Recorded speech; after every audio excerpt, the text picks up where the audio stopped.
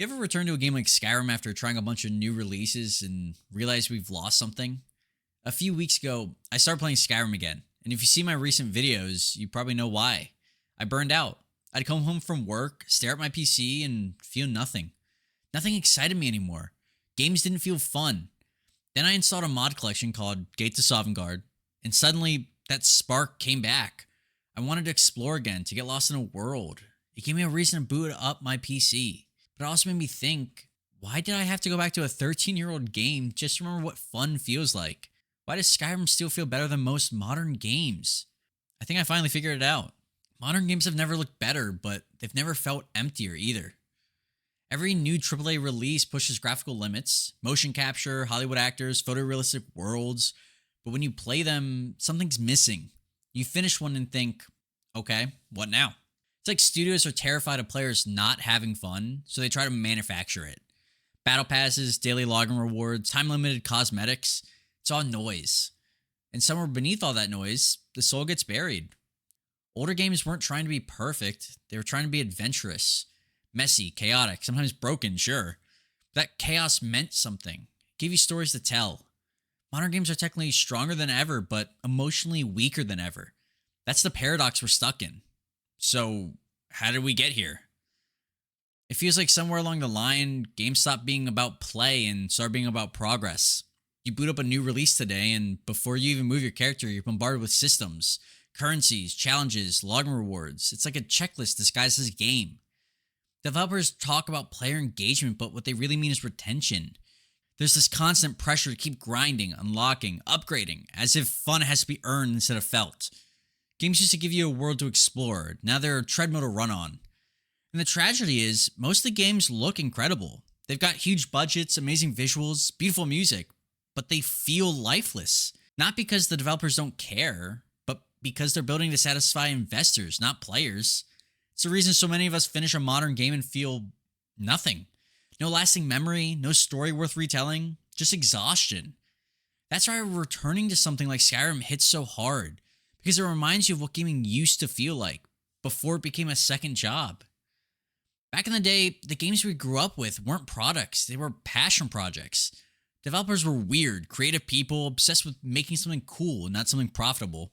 Games like Skyrim, Mass Effect, Halo, BioShock, they didn't just happen by accident, they were built by teams who genuinely cared.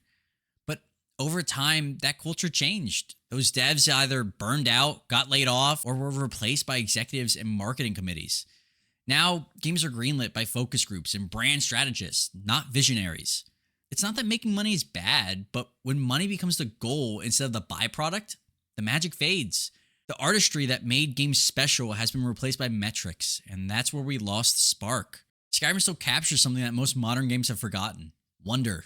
It doesn't hold your hand, it doesn't shove waypoints in your face. It just drops you into a massive, cold, beautiful world and says, go figure it out. You see a glow off in the distance, wander over, and end up uncovering a story, a quest, or a weird cave that feels like it's been waiting just for you. That's not designed by analytics, that's designed by curiosity. Modern games are obsessed with making sure you see everything, but Skyrim doesn't care if you find everything. It trusts you to make your own adventure. Every playthrough is different, and every story feels valid. That's what happens when a game's built from passion, not performance targets. One of Skyrim's most overlooked strengths is how alive it feels. You walk into Whiterun, guards gossip, blacksmith's hammer, kids run around. It's simple, but it works because it feels real. The world doesn't need you to exist. Step outside the walls and it's the same. Weather's shifting, wolves are hunting, travelers are crossing your path. Random encounters feel unplanned. Modern games, by contrast, build beautiful but hollow worlds. NPCs act like props. Cities look alive but feel dead.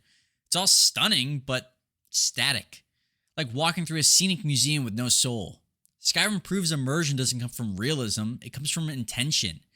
From developers trying to make a world feel alive, not just impressive. Maybe what makes Skyrim timeless is it trusts in the player.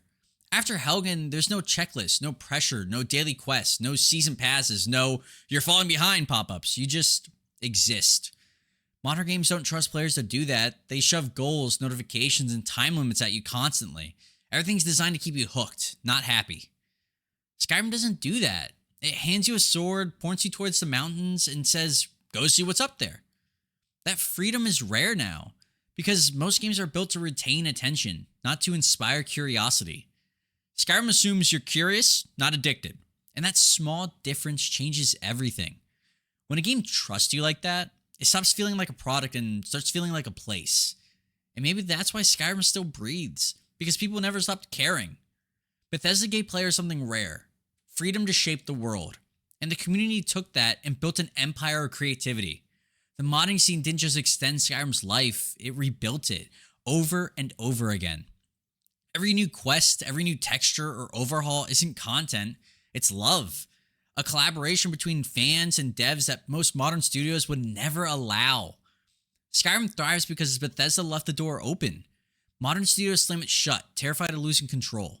But that freedom, that partnership between dev and player is why Skyrim evolved into something bigger than its creators. It's a world that belongs to us now. Maybe that's why so many people keep coming back. Skyrim isn't just a game anymore, it's a place.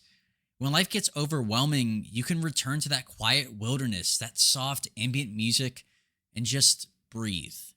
No battle passes, no FOMO, no pressure, just peace. Modern games are treadmills, built to keep you running. Skyrim's a warm fire in a cold night. You can leave for a year, come back, and it's like nothing's changed. It's cozy, it's patient, and it doesn't ask anything of you, except that you enjoy yourself. That's rare now, and maybe that's what makes it feel better. Time will always tell the truth. So many modern games explode in popularity, dominate for a few weeks, and then vanish, but Skyrim, it survived over a decade of new genres, new consoles, new trends. Not because it's flawless, but because it's timeless. Every year, someone discovers it for the first time. Every year, thousands of us reinstall it just to see if the magic's still there. And somehow, it always is. That's not nostalgia, that's proof. Proof that passion ages better than polish. That heart lasts longer than hype. Skyrim wasn't built to chase trends, it was built to mean something. So after all this time, I think I finally get it. Why Skyrim, of all games, still hits harder than anything that's come out since. It's not the graphics or the scale, it's the soul. Skyrim was made during a time when games were love letters, not business plans. That love still bleeds through every weird bug, every broken NPC, every moment that makes you stop and just feel something. In a world where most games feel like software, Skyrim still feels like home. Because it doesn't demand your attention, it earns it. It doesn't chase your time, it respects it. And maybe that's the difference. Because Skyrim remembers what modern games forgot. That games aren't meant to be consumed, they're meant to be felt. And if you got a favorite Skyrim memory, that one bug, that one quest, that one cozy night that made you smile, drop it in the comments. Until then, take care of yourselves, and as always, stay safe, my friends.